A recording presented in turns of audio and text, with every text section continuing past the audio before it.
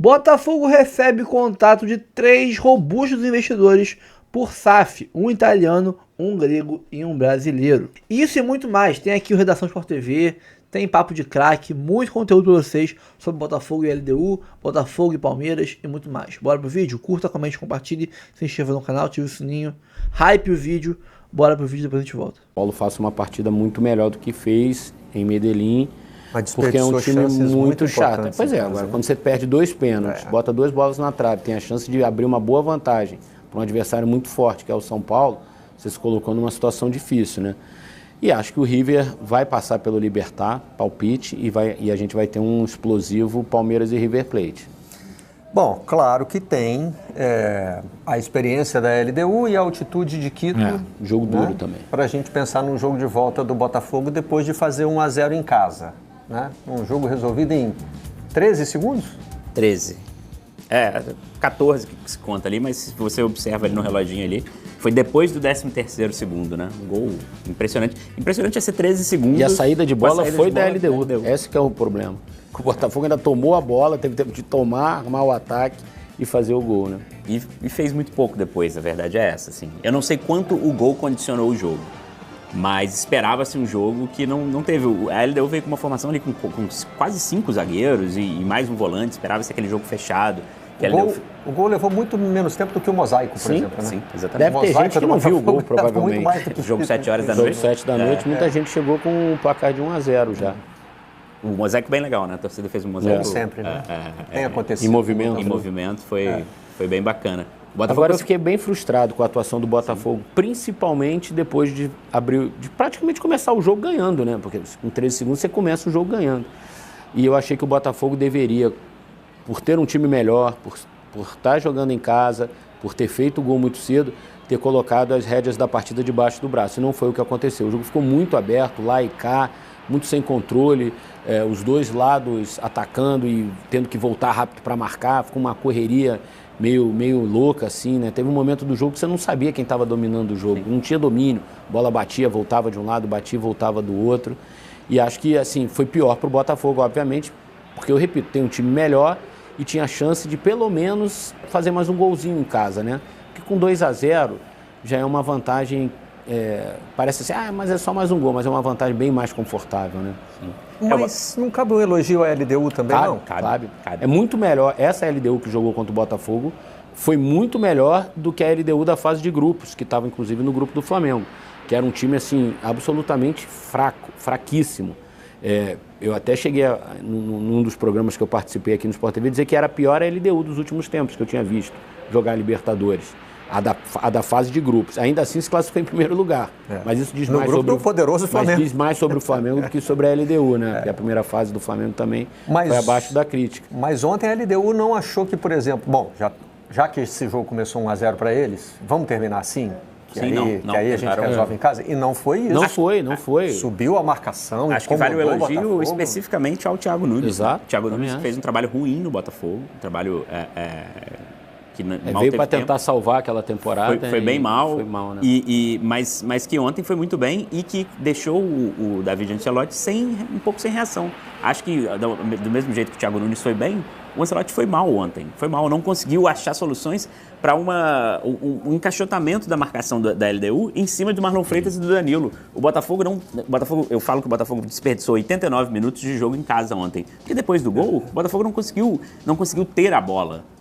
Tanto que a posse de bola em casa, 51-49, ali foi muito pouca. O Botafogo não conseguiu ter a bola, principalmente porque estava com uma marcação muito fechada em cima dos dois volantes, que são volantes passadores, volantes com boa qualidade de passe, que não conseguiam receber essa bola.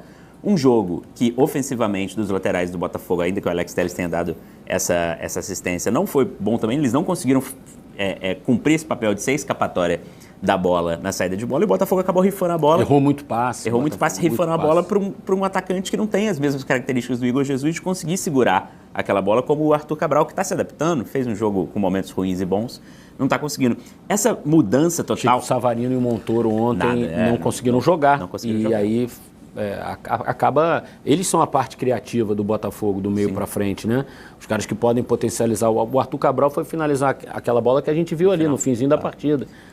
Eu achei que ontem o melhor jogador do Botafogo em campo foi o Barbosa. Barbosa e Vitinho. Ele se impôs, ele se impôs muito assim, na defesa e tentou armar o jogo. Como você falou, com o Danilo e o Marlon marcados, muitas vezes a saída foi com o Barbosa, né? Então eu achei que o Vitinho também marcou muito bem e tal, mas achei que a partida de imposição do Barbosa ontem foi muito boa. Pra gente ver, né? Se eu elegi um zagueiro o melhor em campo é porque faltou pro Botafogo. E é isso, assim, eu acho que tem isso dessas mudanças constantes do elenco e o Botafogo que parece se reinventar toda hora, isso pesou um pouco ontem. A gente pega o time do Botafogo ontem, tirando o Marlon Freitas, meio campo, o time da Libertadores do ano passado era só a linha de defesa, John, Vitinho, Barbosa, aí tira o Davi Ricardo e o Alex Telles. E o Barbosa ontem estava invertido, não estava? Ele teve que jogar com 2 zagueiros canhotos no mesmo jogo. Porque o Marçal entrou no lugar do... Mas o Davi Ricardo já é canhoto também. Então foram 3 zagueiros canhotos. E vai ser problema no próximo jogo. Porque o Caio Pantaleão está 1 mês fora, já deve ficar mais 3 semanas fora. Então, assim, o Botafogo, inclusive com o técnico, né, que foi a estreia dele na Libertadores, isso de adaptação à competição, né, da Libertadores ser um pouco diferente mesmo. A arbitragem ontem, por exemplo, era uma arbitragem muito diferente do que a gente está acostumado no Brasil. Acho que no Brasil, por exemplo, esse gol com 14 segundos poderia ter risco de não sair, porque não foi falta, mas é um típica falta que no Campeonato Brasileiro marcam na hora que o Arthur Cabral consegue o roubo de bola. O Botafogo não soube se adaptar à competição. E quem foi melhor no jogo, Vitinho foi bem, Barbosa foi bem, o Alex Telles deu assistência, são jogadores que já sabem ali, que já estão acostumados com isso. Mas de resto, o Botafogo não foi bem, né? Savarino também muito mal, o Montoro fez, acho que sua pior partida depois da Copa do Mundo de Clubes, completamente engolido ali.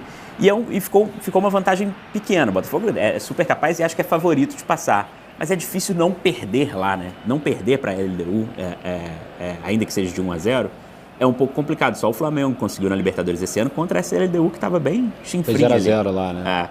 Um 0-0 que ainda o Flamengo poderia ter perdido. No final ali... Teve um lance perigoso. Teve uma cabeçada, né? Então, essa é a questão do jogo em Quito com a LDU, né? Como eles estão muito adaptados à atmosfera do jogo, à altitude...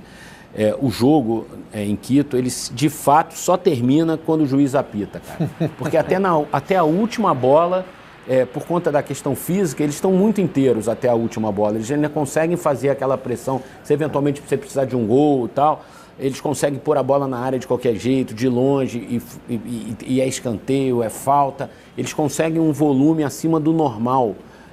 Para partes finais de jogo, sabe? Por conta da altitude. E essa é a questão que o Botafogo vai ter que enfrentar e se preparar. Eu estava até falando com o Miguel, nosso editor-chefe, que o Botafogo ele tem um pacote agora de 10 dias muito difíceis, que vai colocar à prova o elenco do Botafogo. Tem o jogo com o Palmeiras domingo, tem o jogo contra a LDU em Quito, depois o Botafogo vai a Caxias do Sul jogar contra o Juventude, depois volta e pega o Vasco em São Januário, pela Copa do Brasil. Então, são 10 dias a partir de agora, de 4 jogos duríssimos para o Botafogo, que de fato vai colocar o elenco à prova nesse recorte. Em termos de qualidade de equipe, o Botafogo é superior ao Juventude e superior ao Vasco.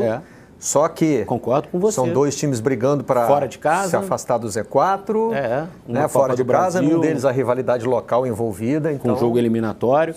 São jogos pesados, são 10 dias aí de jogos bem pesados. Que vai ter que tomar uma decisão sobre o Campeonato Brasileiro. Exato. Né? Tem esse jogo do Palmeiras que o Eric já falou aqui, que vai ser muito importante para a definição, mas eu não consigo ver, não é quase uma opção, é quase uma obrigação ter que poupar alguns jogadores contra o Palmeiras, se for pensar na LDU. O Botafogo já está um pouco afastado da briga do Brasileiro, ainda que ainda tenha chances, né? É um time com qualidade, tem chance. Mas é o único time, né? Tá na Libertadores, Copa do Brasil e Campeonato no Campeonato Brasileiro. Então, vai começar a pesar. Essas foram as mudanças feitas no jogo de ontem. O time melhorou um pouco no final do jogo. Matheus Martins entrou muito bem no jogo. Parece que está... É um jogador recuperado, né? Parece que é um jogador que está se recuperando e que vai brigar um pouco por essa vaga de titular, talvez na ponta direita, não na ponta esquerda, que o Botafogo já não quer, já sabe que não vai contratar um reforço, confia no Arthur. O Arthur caiu de novo de produção, então o Matheus Martins acho que entra como candidato aí, pensando que o Montoro vai se recuperar da atuação de ontem, que foi muito ruim. Eu acho que alguns jogadores, por exemplo, é muito risco você pôr para enfrentar o Palmeiras. O Barbosa é muito risco você pôr para colocar ele contra o Palmeiras, porque esse é um cara que vai ter que jogar em Quito de qualquer maneira. A questão da bola aérea, a questão da liderança. Mas não tem quem colocar no lugar do Barbosa? Essas mudanças aí batem com duas observações que o nosso amigo Diogo Mourão me enviou aqui. Ele foi ao jogo de ontem e percebeu que, primeiro, Marlon Freitas e Danilo é uma dupla com potencial, mas que vai precisar de tempo. Né? Sim. São características diferentes. O Gregóry era mais caçador do que o Danilo, né? E depois ele muda os 3 caras atrás do Arthur Cabral, que acabou ficando muito sozinho, na verdade. Né? O jogo ficou condicionado à bola longa e o Arthur Cabral brigando sozinho com a defesa da LDU. O Thales destacou um ponto que é muito importante. Assim, a LDU ela fez um bloqueio muito forte nos 2 volantes do Botafogo. Eles não tinham quase nunca a bola limpa para poder colocar o Montoro, o Savarino em condições de 1 contra 1, em condições de tabelarem. Então a bola não estava saindo muito limpa do campo de defesa do Botafogo para o ataque. Sabe? E aí é uma leitura boa que o Thiago faz, né? Muito boa. De conhecer como o Botafogo joga, né? O entendimento dos 2 volantes com o quarteto ofensivo a LDU é um time pobre, tecnicamente, mas fisicamente é um time que compete muito. Assim. Os caras correm muito, os caras dobram a marcação o tempo inteiro. E estava bem distribuído taticamente pelo Thiago, sabe? Então, eles estavam correndo certo, a LDU estava correndo certo, estava conseguindo chegar no tempo certo para bloquear. E fez uma partida, assim, taticamente muito boa. O próprio David Ancelotti falou que não imaginava ser tão pressionado pela LDU como foi. O técnico do Botafogo se surpreendeu com a boa postura do time equatoriano. E provavelmente agora, né, vai conhecer jogos da altitude. Eu não imagino o David Ancelotti já tendo participado. Ele foi com o pai para a estreia do Brasil e Equador? Porque foi lá, o Brasil e Equador foi lá, né? Ele já tinha saído. Não, foi lá. A estreia do Ancelotti foi lá contra o Equador, 0-0. Foi em Quito. Ah, não, foi em Guayaquil. Não, foi em Guayaquil. Foi Guayaquil. Não é que foi aqui. Eu nem me lembrava. Não foi na altitude. Foi Guayaquil. O Equador levou o jogo para o estádio do Barcelona. Isso, aqui foi o Brasil e Paraguai. Lá foi por causa de uma punição que eles não podiam usar 100% do estádio. E aí usaram um estádio maior. E o estádio do Barcelona é maior em também, Barcelona. Né? Consegue arrecadar e os jogadores do Equador têm começado a reclamar um pouco, os jogadores da seleção. É porque a maioria não joga na altitude. Né? Eles têm começado a reclamar de jogar na altitude. O Arthur Jorge, em 2024, estreou contra a LDU. Foi. E eu conversei com a equipe, não com o Arthur direto. Eles falam, as primeiras semanas nossas aqui foram uma loucura, e principalmente por causa desse jogo. A gente nunca tinha ouvido falar muito daquilo, entender. Foi quando ele começou a jogar com 4 atacantes, as pessoas falaram, nossa, o Arthur é louco, 4 atacantes e tal. Agora, se vale elogio ao trabalho do David Ancelotti, é a defesa, né? A defesa do Botafogo passou sem tomar gol de novo. São 13 jogos com o jogo de ontem, 3 gols sofridos. E aí... E mexida, hein? Mexida, sim. Mexida. E para pensar dar um otimismo pela classificação para o torcedor do Botafogo, com o Ancelotti, são 3 jogos fora de... É 100% de aproveitamento fora de casa até agora, né? Venceu o Sport, venceu o Vasco ali num campo neutro, venceu também agora perdi todos os jogos, mas ainda não perdeu ponto fora de casa. Mas vai enfrentar um fora de casa bem diferente do que é no Brasil, né? Sim. E se mantivesse esse desempenho, nem precisa ganhar mais uma fora de casa, basta manter o desempenho de não tomar gol. Não tomar gol. Né? Não tomar gol. Não foi. E o David não foi a Guayaquil. Não foi a Guayaquil, né? Não foi. Com o pai. Enfim, também não teria ajudado, né? Porque não ia ter a experiência da altitude. Me ocorreu dele poder pelo menos conhecer o ambiente, assim, né? Mas nem isso. O Botafogo ainda conhece um pouco o ambiente, né? O time, é o terceiro ano seguido que o Botafogo vai Mas não é todos os jogadores, né? O Botafogo muda muito de time. Empatou O Vitinho falou, por exemplo, que nunca jogou na altitude. Depois da partida de ontem, ele falou, eu nunca joguei na altitude. Porque quando ele chega, o Botafogo não só... Ele chega pro mata-mata da Libertadores. Né? Empatou em 2023, 0-0 pela Sul-Americana, ainda com o Luiz Castro. Em 2024, perdeu 1-0 na estreia do Arthur Jorge. Nunca, nesses 2 jogos, fez um placar que eliminaria, mas o 1-0 leva o jogo para o pênalti. O David Ancelotti falou na zona mista, né? Sim. Porque ainda não tem a licença completa da Comebol. Ele não assinou a súmula como técnico ontem. Foi o Caçapa que assinou. No começo aqui no Brasileiro foi assim. Primeiro jogo contra o Vasco, né? Isso, ele foi auxiliar de goleiro. Auxiliar de treinador de goleiro. Enfim, então vamos botar ele no pacote aí. Jogadores e treinador, todo mundo falando na zona mista. Vejo que é uma competição de alto nível, onde os jogos são difíceis porque os times são organizados, têm qualidade física e organização. é um time, esse Liga de Quito, que surpreendeu, porque não conhecia bem, tive pouco tempo para estudar o time, mas eles surpreenderam. Então, fico contente com a vitória, temos que analisar bem o jogo e jogar bem o jogo de volta. Eles aproveitaram dos espaços que tiveram muito bem. Não vou fazer isso, mas se ganhamos, ele pode vir sempre.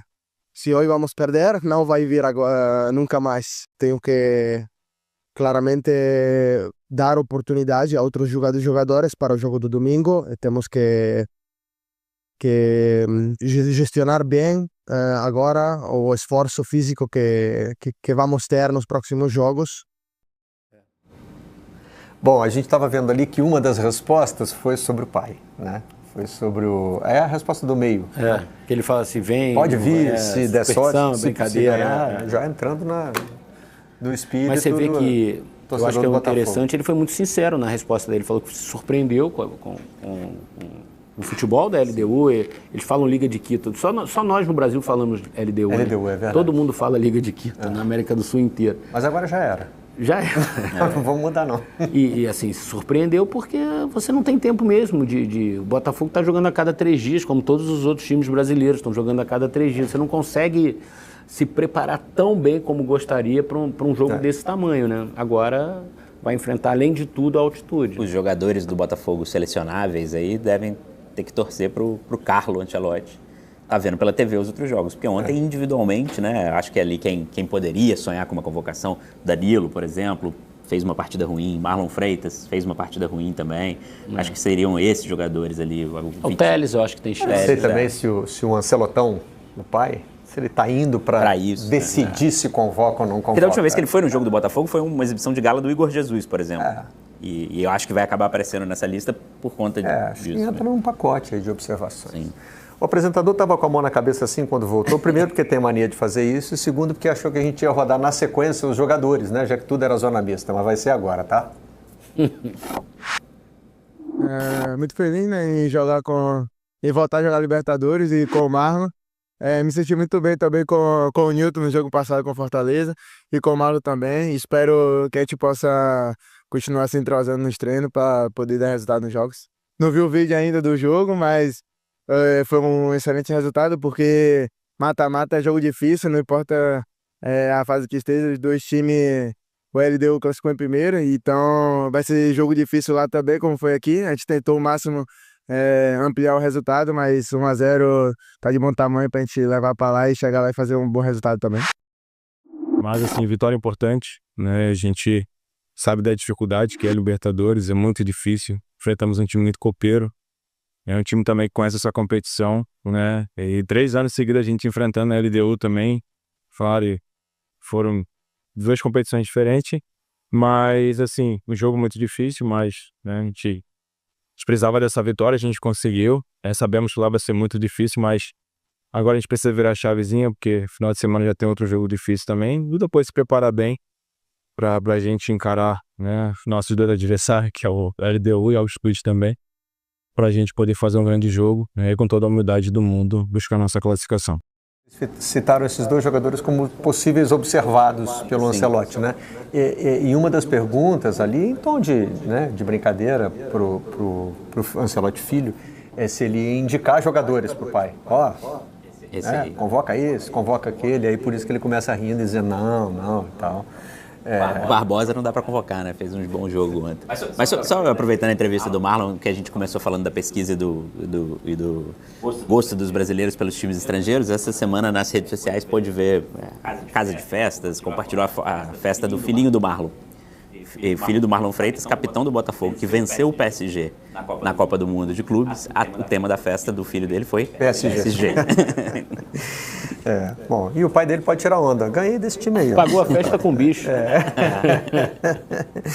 Ganhei desse time aí que você tá usando para comemorar seu aniversário. Assim, apesar da atuação não ter sido tão boa do Botafogo, assim, qualquer vantagem num confronto tão equilibrado assim, ela é muito importante. Ainda que tenha sido a vantagem mínima, você ir para um jogo de mata-mata com um empate, é algo que você não pode olhar assim, só isso. Não. A vantagem do empate ela é imensa. Claro. E uma outra questão, se você perde por um gol de diferença, você não está eliminado ainda, você tem a disputa de pênalti e que você tem um goleiro que já se mostrou super eficiente em disputas de pênaltis também, que é o John. Ano passado o Botafogo se classifica em cima do São Paulo nos pênaltis. Mas é engraçado, tem umas coisas que condicionam o nosso raciocínio sobre a vantagem, né? Você pode estar pensando, por exemplo, na qualidade do adversário, mas muitas vezes está pensando na altitude de Quito. Já que a gente vai viajar para jogar na altitude, você viu? Se a LDU jogasse em Guayaquil, talvez a gente falasse que a vantagem é maior ainda. Claro. Você viu o Marlon Freitas falando no fim? Vamos lá para enfrentar nossos dois adversários, a LDU e a altitude. Claro. Esse tipo de confronto condiciona um pouco. Sem dúvida. Né? Mesmo quando você vai jogar contra um adversário fraco, mas na Bolívia, que é mais fraco que a LDU, tecnicamente e historicamente. A gente tende a achar que 1-0 é muito pouco. Não é bom. Né? Agora, é uma vantagem que você não pode menosprezar. A vantagem do empate e num confronto assim equilibrado. Tanto que a gente só teve a vitória do Palmeiras por 4 gols de diferença. Pode ser que semana que vem os jogos abram, você tenha placares mais elásticos, mas eu acho que pelo nível que a gente tem hoje de equilíbrio, a tendência é que a gente tenha novamente jogos pesados, assim, de placares justos. Eu até estava pensando assim, no contexto dos brasileiros, né? Quem não largou bem? Em tese, só o Fortaleza, que não venceu em casa. E aí tem o Inter que enfrentou outro brasileiro. Perdeu, mas vai ter a possibilidade de decidir em casa. É curiosa essa forma de a gente encarar a vantagem, né? Nas oitavas de final da Libertadores do ano passado, quando o Botafogo venceu, também venceu por 1 gol de diferença o Palmeiras. E o São Paulo. Em casa. E o São Paulo empatou 0-0. 0-0, é verdade. É. Então, assim, nunca o Botafogo saiu, a não ser contra o Peñarol, né, que foi aquela goleada de 5-0, mas quando o Botafogo venceu o Palmeiras por 1-0, a gente encarava essa vantagem como uma vantagem muito maior. Ainda que o Palmeiras, mesmo o Palmeiras de 2024, seja um time infinitamente melhor do que a LDU de 2025. Vamos ver agora o técnico adversário, né? O Thiago Nunes, que conhece... Só rapidinho, que eu me lembrei um negócio. O Fortaleza, talvez, naquele regulamento antigo de o gol fora valer, o 0-0 não fosse tão ruim, né? Agora já não é tão... É verdade. Por exemplo, teria a seu favor um empate em 1. Todos os empates seriam do Fortaleza. O 0-0 ainda ia pro pênalti. Né? Bom, vamos ouvir o Thiago Nunes, então, o técnico brasileiro da LDU. E do jogo, eu saí com uma sensação muito boa do jogo, né? Eu acho que o fato de tomar um gol muito cedo acaba atrapalhando qualquer planejamento, qualquer estratégia, mas eu fico com a reação do time, que no final das contas, mesmo com um gol em contra tão cedo, mostrou personalidade para reagir, mostrou que podia propor o jogo aqui dentro, tentou gerar situações de gol, colocar o Botafogo em dificuldades. E creio que no final das contas, claro que o futebol não tem isso de justiça e injustiça, né? A gente perdeu o jogo, mas poderia ser muito bem um jogo de empate se não fosse o primeiro gol. E a gente agora tem muita confiança que com o apoio da nossa torcida lá em Quito a gente possa reverter esse resultado. Vai bem na linha dos elogios que a gente fez à LDU aqui, né? Eu tenho curiosidade de saber o que seria o jogo sem esse gol. Acho que a LDU não se mostraria tanto time assim, não se fosse um 0-0, pela escalação e pelo que a imprensa equatoriana mesmo vinha falando desse jogo, de uma super retranca, falavam em linha de 6 e tudo mais para enfrentar o Botafogo aqui. O gol condicionou o jogo e talvez tenha melhorado o jogo para a LDU, mas é óbvio, tomar gol nunca é um bom negócio. Mas é muito de qualquer forma, uma reação positiva ao gol sofrido, né? Em vez de a gente se recuar mais. O Thiago, por ser brasileiro, ele conhecia bem o ambiente do Newton Santos, o gramado sintético, então algumas das coisas assim, ele pôde ter a seu favor nesse confronto, né? E é legal vê-lo desbravando outros mercados aqui na América do Sul, né? Ele já tinha trabalhado no Sporting Cristal do Peru, na Universidade Católica. Na Católica, e agora ele está no futebol equatoriano. Bacana, eu acho que é interessante a gente poder fazer isso mais vezes, né? A gente teve uma época que exportava muitos técnicos para o futebol paraguaio, né? Cerro Porteño teve uma escola de técnicos brasileiros, né? Carpegiani dirigiu a seleção paraguaia em Copa do Mundo. Antônio Lopes dirigiu o Cerro Porteño, o Espinosa dirigiu o Cerro Porteño, enfim, é bom. Bom, para fechar sobre Botafogo, na verdade a gente vai voltar a esse tema depois, na participação do Irlan Simões, mas é só porque essa notícia é mais quente, né? Botafogo diz que robustos investidores, tá, entre aspas, porque a declaração é do presidente da associação, que está ali na foto, né? Mostram interesse em comprar a SAF. Isso entra aí no bojo da discussão, né, sobre... isso aí foi uma ação da... O Botafogo se manifesta no processo que a Eagle faz contra a SAF do Botafogo. O Botafogo Associativo fez essa manifestação dentro do processo e ainda que tenha esse destaque, que o Botafogo diz que robustos investidores estão ali, o Botafogo está chamando atenção para os seus 10%, né, nessa manifestação. Tenho 10% das ações e preciso decidir, preciso ser parte dessa briga, e é nessa briga, ainda que as coisas ainda estejam acontecendo, o tabuleiro esteja mexendo, nesse momento o Botafogo Associativo mostra total apoio ao John Textor nessa briga, né? E a manifestação, para além dessa declaração, deixa isso muito claro por enquanto, que o Botafogo apoia o Textor na briga contra a Eagle como holding, que ainda é uma empresa que o Textor tem 65% das ações, mas que ele não tem a caneta, né? Porque quem manda hoje dessa situação mais ampla, o Irlan vai falar com a gente daqui a pouquinho. Ficamos devendo as imagens do Ancelotti, não foi? No Newton Santos. Vamos fechar aí com o técnico da seleção brasileira. Está ali acompanhado do Juan. O Rodrigo Caetano estava em pé ali atrás, não é isso? É a mesma turma que foi ao Maracanã ver Flamengo e Inter, né? A diferença é que conheceu o trânsito de um jogo às 7 da noite indo para o engenho de dentro. Né? Pode ter se programado, pode ter saído mais cedo, né? Fala, Rodrigo Brandão do Botafogo. Muito bem, Breno. A gente segue repercutindo o jogo de ontem, a vitória do Botafogo, vitória magrinha por 1-0 sobre a LDU no estádio Newton Santos, abordando uma situação. Essa foi a primeira partida em que Danilo e Marlon Freitas jogaram juntos. A gente lembra que o Danilo foi contratado a peso de ouro para substituir o Gregory, até então titular do time. Cedo ou tarde ele iria começar a partida entre os 11, ele só precisava aprimorar a forma física. Conseguiu isso durante as semanas e ontem, pela primeira vez, a dupla de volantes titular do Botafogo jogou juntas. Porém, não tiveram uma boa atuação. Muitos erros individuais, erros acima do normal, que quase comprometeram o placar final. E o David Ancelotti foi questionado sobre o que ele achou dessa primeira participação da nova dupla de volantes. O técnico italiano disse que foi um jogo muito difícil e que, apesar de tudo, ele crê que essa dupla vai dar certo. Sim, não foi um jogo fácil para eles porque tiveram a pressão da Liga de Quito em cima e não esperávamos um jogo assim para eles. Tiveram que participar mais na saída de bola, menos para incorporar-se, que era o jogo que um pouco esperava para eles. Normal que precisam tempo porque foi a primeira vez que jogaram juntos, mas eles vão dar muita alegria aos torcedores do Botafogo porque são dois jogadores muito importantes para o time e vai dar certo essa dupla.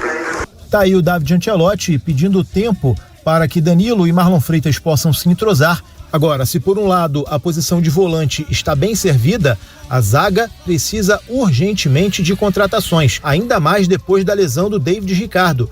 O zagueiro deixou o campo aos 36 minutos do primeiro tempo, depois de sentir uma lesão na coxa direita. Foi substituído pelo Marçal, já que o Botafogo não tinha nenhum outro zagueiro no banco de reservas, e pelo segundo jogo seguido, o lateral esquerdo do Botafogo deu conta do recado. Agora, o Botafogo corre atrás urgentemente de um zagueiro. E segundo a apuração dos colegas Bárbara Mendonça e Sérgio Santana, as conversas com a diretoria do Atlético Goianiense se estreitaram ainda mais depois da lesão do David. Tanto que o Botafogo se colocou à disposição para ajudar a equipe goiana a mapear o mercado em busca de um zagueiro que tenha o perfil traçado por eles. Fechando com esse zagueiro, o Alex Vinícius viria tranquilamente para o Botafogo e não comprometeria o time do Dragão, que disputa a Série B do Campeonato Brasileiro. E é só isso que falta para o acerto. O Botafogo já tem um acordo com o staff do atleta, falta apenas a liberação do Atlético Goianiense. A gente lembra que houve uma primeira proposta que seria por empréstimo, que foi recusada pela equipe goiana, mas agora o Botafogo estuda comprar o passe do atleta. E a proposta é de 10 milhões de reais. A tendência é que as conversas sejam mais frequentes e que o jogador acerte com o Botafogo nos próximos dias para suprir essa carência de zagueiros no elenco do Botafogo.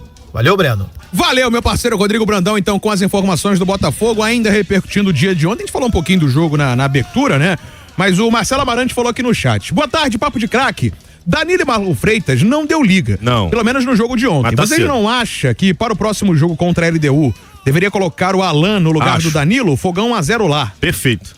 Nada a acrescentar sobre o comentário. Eu também excelente. acho, cara. Também acho. Eu acho que Danilo e Marlon Freitas jogarão juntos em algum momento, porque são dois jogadores de muita qualidade que vão entender. O Danilo é um monstro. Como o adversário vai se portar para marcá-los. Então eu entendo que a médio prazo os titulares serão os dois, mas nesse momento, na altitude, com uma vantagem no placar, que bem ou mal existe, eu acho que é mais prudente você entrar com o Alan. O Uppercut falou que o Mosaico ontem ficou bolado. O Jock Ion. Falar outra coisa sobre o time, eu acho que também que o time precisa de mais força física. Eu pensaria no Matheus Martins. O Matheus Martins entrou bem ontem, eu achei, né? Entrou bem ontem e entrou bem também no jogo contra o Fortaleza. Eu pensaria nele na vaga de um dos pontas. Acho que o Montoro, por ter mais talento, faz mais sentido ele seguir no time titular, né? De repente eu pensaria no MM ele na vaga do Arthur. O Rafael Araújo, impressionante como ele já tá falando bem o português, né? O David, né? Ele se preparou muito, né? O cara é sinistro.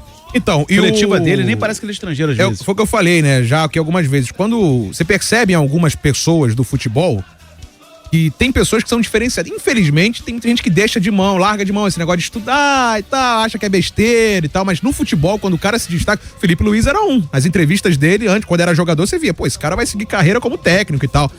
Né? E o David, 35 anos, tudo bem.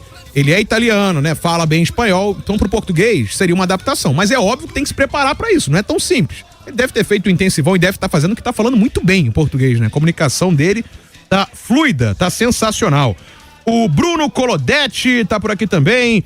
O Ricardo Talentoso, não tem nenhum zagueiro na base, pelo amor de Deus, por isso não revela ninguém. Tem, mas a questão é confiança pra botar pra jogar. Às vezes o cara, ele tem capacidade de jogar no time sub-20, mas não tem o senso de posicionamento, não tem a qualidade, não tem a parte física apurada pra jogar um jogo dos profissionais. Difícil, gente. Vamos dar um exemplo do Vasco, do co-irmão. O Luiz Gustavo é craque na base, narrou vários jogos do sub-20. Talvez saia, tá? O Luiz Gustavo joga muito, é um excelente esse pelo zagueiro. menos tem alguns minutos em campo. Tem, mas aí por exemplo, quando ele... Davi Schwindt também joga pra caramba, então, mas ele não joga diferente. quase. Mas olha só, quando o cara sai do sub-20 e vai pro profissional, é quase que outro esporte. É outra parada, irmão. Eu já contei isso aqui no ar, já conversei com algum fisiologista e tal.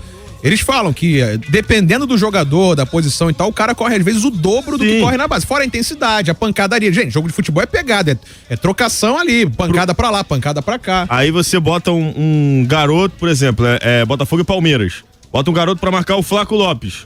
Ele não vai ter a malandragem de marcar o cara, marcar o Vitor Roque. Ele não tá preparado pra um jogo desse tamanho, por mais que ele tenha talento. A não ser que seja um extra classe. O que é um cara extra classe? Vitor Reis, com 19 anos, estava sendo titular do Palmeiras. Hendrick, com 16. Multicampeão, Hendrick, Estevão. E o Vitor Reis, eu nem sei se vai ser esse craque todo. A gente ainda vai descobrir.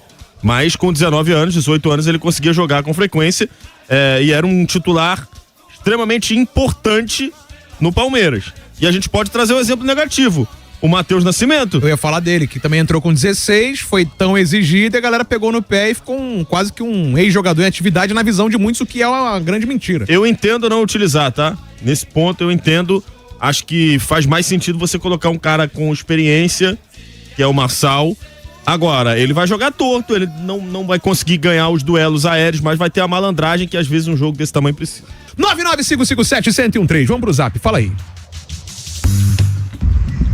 Fala, galera do Papo de Craque 2, boa tarde. Matheus de São Gonçalo. Fala, Matheus. Em relação ao jogo do Botafogo de ontem, eu escutei vocês comentando que o Arthur Cabral iria entregar mais gols do que o Igor Jesus.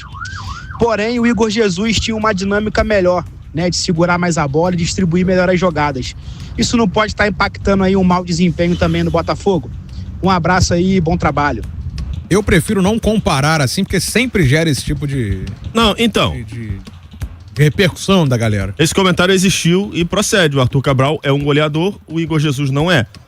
E o que ele falou faz todo sentido, porque ontem, Alex Telles, Marlon Freitas, jogadores que normalmente atuavam com o Igor Jesus, tentaram lançamentos para o Arthur explorar o espaço, atacar o espaço, fazer o facão, e o Arthur não tem essa característica. O Arthur Cabral, né? Bom diferenciar porque tem tem dois outro Arthures. O Arthur Cabral não tem essa característica. Ele não é o cara de atacar o espaço, ele é o oportunista. Você pode usar ele em dois fundamentos: a finalização e o pivô. Se você tentar lançar uma bola, mesmo que rasteira, para ele correr, ele vai perder na corrida para 90% dos zagueiros. E se você tentar explorar uma característica que ele não tem, ele vai se cansar. E ele já está cansado porque está jogando praticamente todas as partidas dos 90 minutos pela ausência de um reserva. O Cris Ramos está chegando agora, mas ele não pode jogar essa fase da Libertadores. Então, me parece que alguns jogadores do time do Botafogo não conseguiram entender a característica do Arthur Cabral ainda. O Montoro, que não jogou com o Igor Jesus, meio que entendeu, né? O Montoro conseguiu um passe pro Arthur Cabral que foi milimétrico. O Arthur não precisou correr tanto, ele ganhou a dividida do zagueiro, fez o segundo gol contra o Fortaleza. Mas foi uma exceção.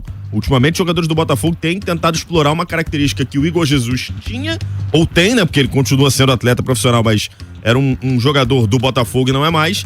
E é uma característica que o Arthur Cabral não tem capacidade física para fazer. Isso precisa sim ser corrigido. Ontem isso aconteceu umas 2 ou 3 vezes, mas acho que a atuação ruim não passou só por isso não, tá? Eu só tô concordando com o que disse o ouvinte porque faz todo sentido. Tá dizendo aqui, ó, comparar o ataque do Botafogo de 2024 é loucura. Tinha um tal de Luiz Henrique que quando pegava na bola qualquer zaga tremia. É verdade. Eu falei sobre isso, né? A ponta direita do Botafogo muda muito porque tinha 2 jogadores que eram de imposição física, 2 cavalos, e agora tem o Arthur, que é um... Tinha o quê? Tinha o quê? 2 cavalos. Cavalo. Tem que deixar. Eu gosto muito dessa vinheta. Tem que dar e agora tem um jogador que é mais franzino, mais baixinho. Então, qualquer zagueiro mais parrudo leva vantagem pra cima do Arthur. O que o Arthur precisa fazer? Precisa driblar. Já que ele não tem essa imposição física, ele precisa driblar. E ele não tá conseguindo. Tá irritando, inclusive. É o segundo jogo seguido que o Botafogo vence e o Arthur irrita. Contra o Fortaleza foi 5-0 e o Arthur irritou. E ontem ele fez o único gol da vitória e ele conseguiu irritar do mesmo jeito. Ó, eu quero bater 500 likes, então ajuda aí, tá? Transamérica Esportes XJ. Bruno Alves falou que o Tiquinho e o Igor, nos últimos 3 anos, elevaram o sarrafo da centroavância do Fogão. Mas o Tiquinho... O Arthur tem que responder. 24 do Tiquinho não foi legal, não. O Botafogo deve poupar contra o Palmeiras no domingo? Não, vai Agora, precisa tirar alguns jogadores desgastados, né? Se alguém não tiver condição de jogo, você tira. Agora, tirar o time inteiro eu não sou a favor, não.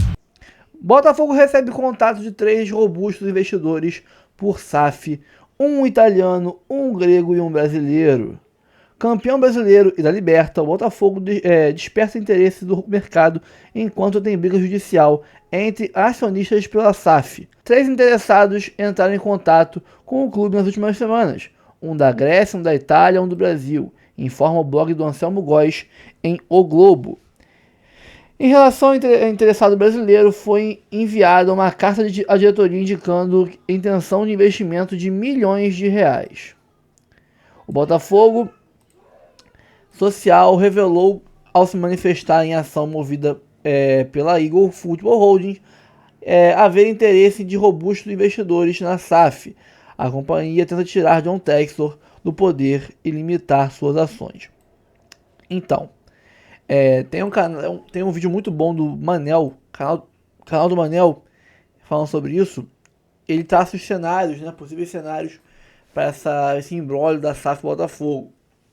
Tem o que o Textor ganha, tem o que a Eagle ganha, tem o que o Social tira a Eagle, tem um monte de cenários, né? Lembrando que o Textor ultimamente, nos últimos dias, semanas, ganhou 2 processos contra a Ares, não, foi contra a Iconic Sports, né?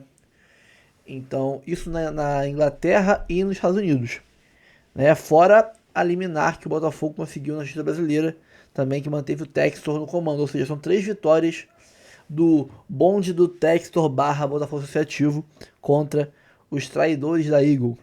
E sobre esses investidores, o grego tá na cara, que é o Marinakis, né? O italiano não se sabe. E o brasileiro, tem um brasileiro botafoguense bilionário, dono de um banco, é o Juca Abdala. Ele é dono de um banco de pequeno porte, mas qualquer banco no Brasil você tem que ser bilionário para ter um banco, né? Isso é meio óbvio. E também é um grande acionista, um dos maiores acionistas da Eletrobras. Esse Juca Abdala é botafoguense, né? E entrou em contato e deu uma carta de interesse que ele estaria aí, botaria aporte de centenas de milhões de reais no Botafogo. Eu, sinceramente, não queria um brasileiro e muito menos um botafoguense no comando do Botafogo, porque prefiro muito mais uma administração pautada no profissionalismo, no planejamento, no interesse de ganhar dinheiro, produzir, fazer o time bombar de ganhar dinheiro, do que gestões emocionadas, gestões passionais. Eu quero o racional do Botafogo. Tivemos muita gente botafoguense dominando o Botafogo nas últimas décadas. Olha a merda que deu. Prefiro que venha um gringo mesmo, que entenda de futebol com a cabeça aberta do mundo, né? Não essa cabeça fechadinha do brasileiro, não. Aqui no Brasil, os caras têm a cabeça muito fechada para futebol. Lá fora, os caras tratam multiclubes como normal, né? Clube empresa é super normal também. Vários tipos de investimento, de transação diferente do que a gente vê no Brasil, super normal também. Então, não queria um cara muito do mercado brasileiro e muito menos um botafoguense, porque às vezes a passionalidade, a emoção, vai fazer ele tomar decisões erradas. Então, eu queria meio que fugir disso. Mas é aquilo, num cenário entre esse do brasileiro Juca Abdala ou Moreira Salles, que seja, ou a Ares Management tomando o controle da Eagle e do Botafogo, para daqui a alguns anos fazer o Botafogo virar um Bragantino da vida, eu também não quero, né? Não tô falando que isso vai acontecer, mas pode ser, né, que aconteça. O que a Ares Management quer para um time de futebol, a gente não sabe. Ela tem parte do Atlético de Madrid, mas não controla, não gere ele. Ela nunca geriu um clube, então a gente não sabe o que eles podem querer pro Botafogo. Eu acho que seria burrice fazer isso, já que o Textor mostrou como é que funciona o Botafogo com altos investimentos.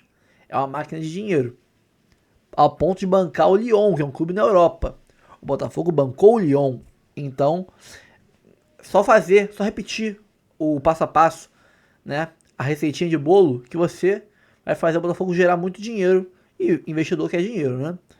Mas a gente não sabe, tudo pode acontecer de um outro investidor. Então, entre um investidor frio que vai querer fazer o Botafogo virar um Red Bull, ou um passional que quer fazer estilo Pedrinho em BH, eu prefiro o estilo Pedrinho em BH. Não é o ideal, mas é melhor do que um Bragantino. Mas o meu cenário ideal, logicamente, é o Textor conseguindo aí bons investidores, parceiros a ele, criando uma nova Eagle, mantendo o seu jeito de gerir o Botafogo, que deu resultados positivos em muito pouco tempo, e está gerando revolta nos rivais. Eu prefiro muito mais esse modelo do que outros modelos por aí. E aí, você prefere o Marinakis? Prefere um botafoguense bilionário? O Textor? A Ares Management controlando a Eagle? O que você prefere? Bota nos comentários aí a sua opinião. E daqui a pouco a gente volta com mais conteúdo para vocês aqui no canal. Curta, comente, compartilhe, se inscreva no canal, ative o sininho. Dá o hype nesse vídeo se ficou aqui até agora.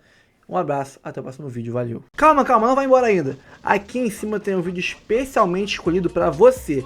E aqui embaixo tem o último vídeo que a gente postou. Corre lá e assiste, é maneiro. E aqui você vai se inscrever no canal. Clica aqui, se inscreve no canal, dá essa moral pra gente. Tamo junto.